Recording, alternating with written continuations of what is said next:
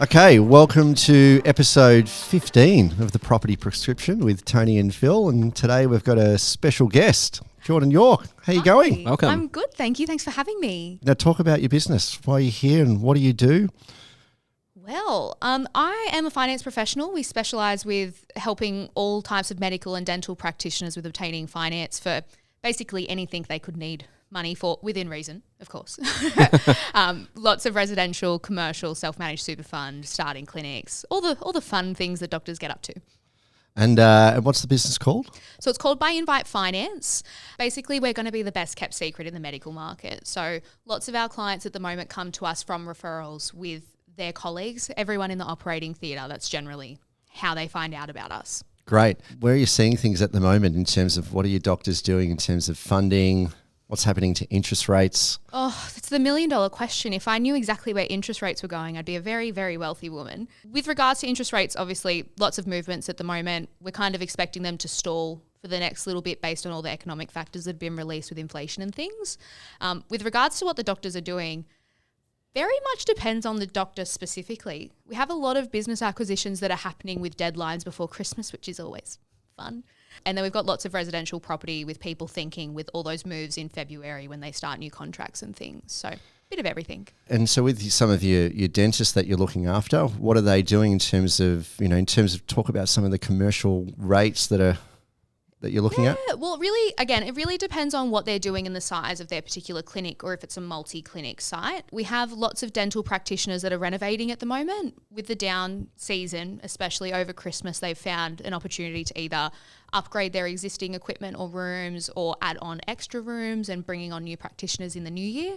So it's really dependent. Yeah, and are they investing at the moment? What are they doing in terms of your overall sort of general view? Dentists always invest. They're, I think they're a lot more or a lot less risk averse than doctors. I think once they've got their clinic set up, they're very keen to do the next thing, whether that is another clinic or on the property space.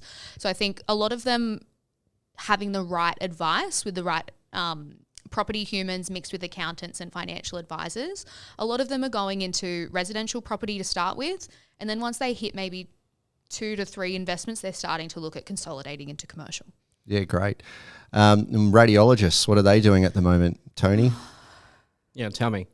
Really, again, it's so dependent on where they're working. It depends on if they're in an independent practice or if they're in a more corporate practice. So we deal mostly with the independents. So they obviously buy their own space because it's so expensive to set things up. They want to make sure they have a vested interest in it and they're not negotiating lease terms with different humans that could potentially mean that they need to move their practice in 5 or 10 years. They're doing a lot of fun stuff as well. We do a lot of residential for radiologists once their clinic are established.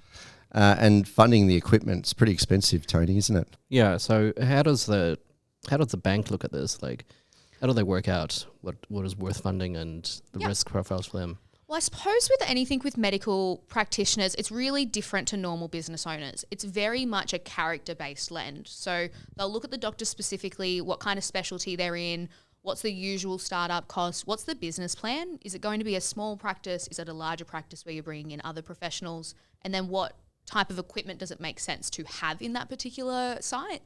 But everything's merit-based. If it makes sense and you can look at projections that also make sense in line with the accountant, they're generally really willing to support doctors getting into their own clinics. And lending rates as well in terms of LVRs out there for a doctor. It's pretty attractive. Oh, went into the wrong field. I wish I was a doctor. They're really into backing doctors. So you can borrow not necessarily astronomical amounts, but compared to regular business owners where you have to chuck in skin in the game or funds, they'll look at lending up to 100% for certain properties, 100% of equipment. There's working capital facilities to help with cash flow in the start of the clinic. It's amazing. Yeah, it's great. It's a good time to be a doctor right now, provided the funding goes into the right type of asset. Yes, the right type of asset and then the right structure. Can't stress how important it is for doctors to have the right team of specialists behind them. We, fortunately and unfortunately, we deal with a lot of clients from the start of their career, which is great, but we also get a lot of clients that have set up their first clinic, and because they haven't dealt with medical specialists in regards to accounting and finance and even corporate structures, they're just not in the right structure, and it's costing them a ton, and it's hard to unwrap once something's been started. And the changes to trusts as well. We saw Macquarie in the recent news come out in terms of getting funding within the trust. Yep. Talk to us about that. And CBA is recently, I think Yep. they announced very similar.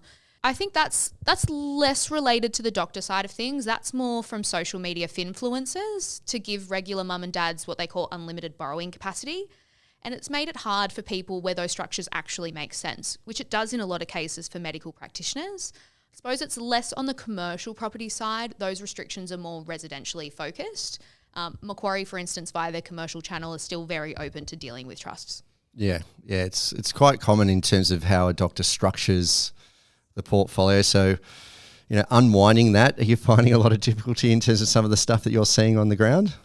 Not so much. I think it comes into play more with self-managed super funds, if I'm honest. It's medical practitioners not dealing with people that are specialists in that space. So they either will have one when they shouldn't, or they've put something in a trust when it should be in their SMSF to start with. We had a client that we recently helped who bought a clinic in Sydney and it's gorgeous, but they didn't have a team of medical specialists behind them from a finance perspective.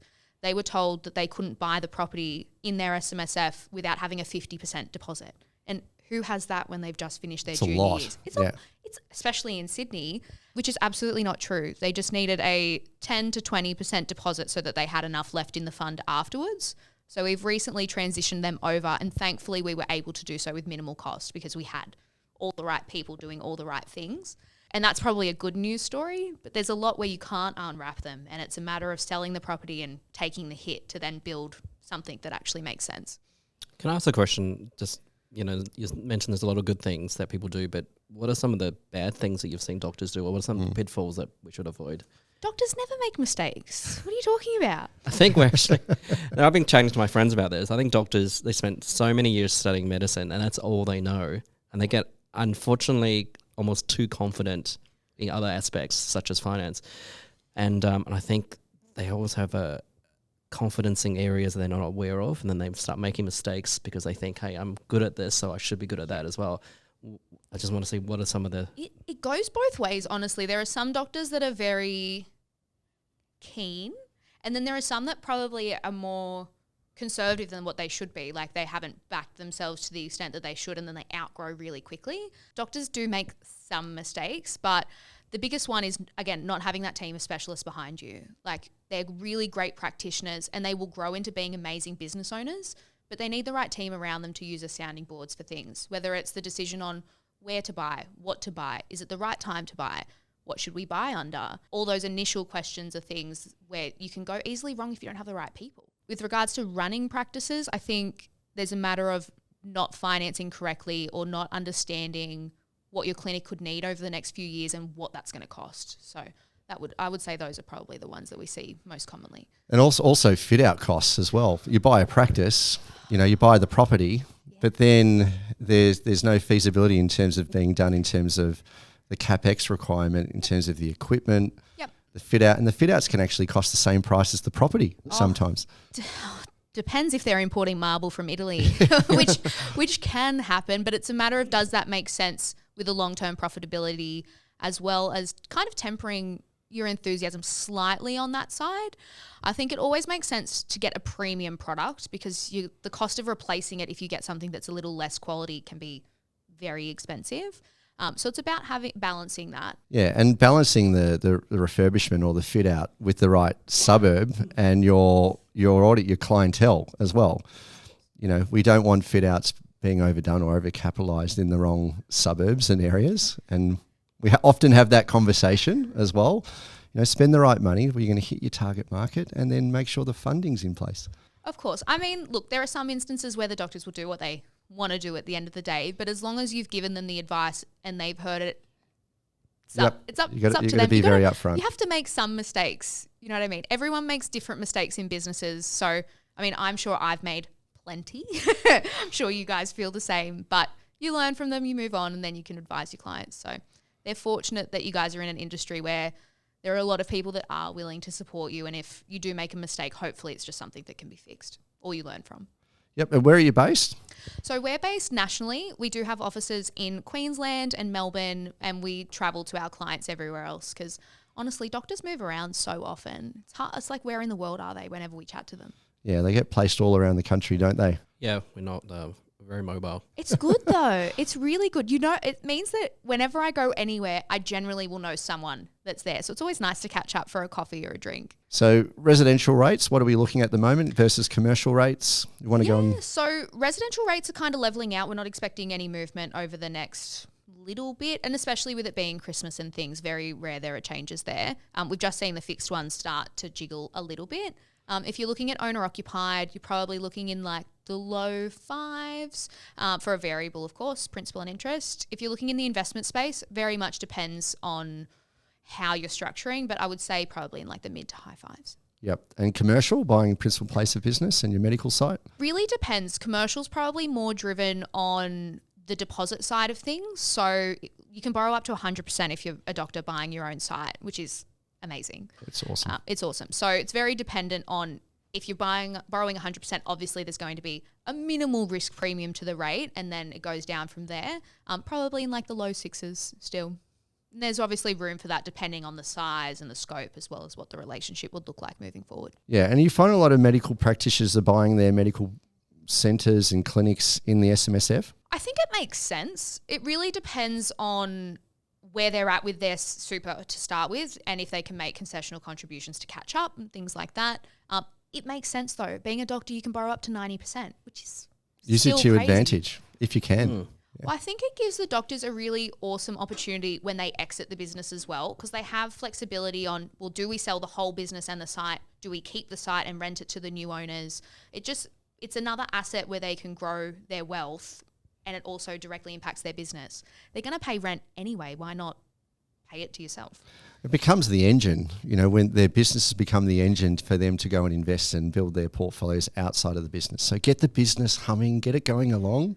Yeah. Get the right team around you in terms of funding and property and all that sort of stuff. Well, it's about the doctors investing in themselves, right? Like you're backing yourself, which makes sense. Why would you, to me anyway, I'm like, why would you go and invest in someone else's dream if you're a practitioner that actually wants to have your own clinic? It's getting the right team around you to see if it's feasible. But I'm all for doctors going into business with the right team around them. And where do you see it going wrong? We see a lot of doctors, I think, on the overcapitalization, or sometimes they're a little too aggressive to start with their growth plans. There's always room to bolt on additional rooms and to expand your clinic and move. So it's a matter of tempering starting too small and outgrowing too quickly versus going too big too fast and then having this insane capital requirement and cash flow that you're just in the pinch. So there's that really fine line in the middle.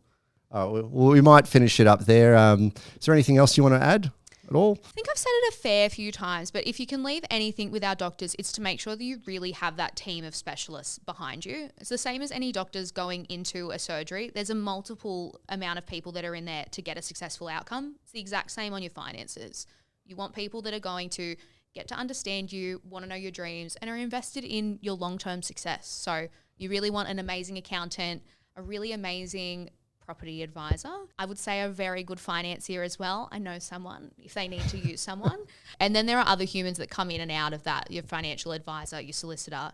You really just want people that have dealt with people that do what you do so that we can give you some advice and sounding boards and things. It's not something that's new. Absolutely spot on, Jordan. Thanks for your time today. Great for you to have you on the show. And thanks for having me. Jump on the Facebook community, Property Investing for Doctors with Tony and Phil, and we look forward to seeing the podcast live. Thank you.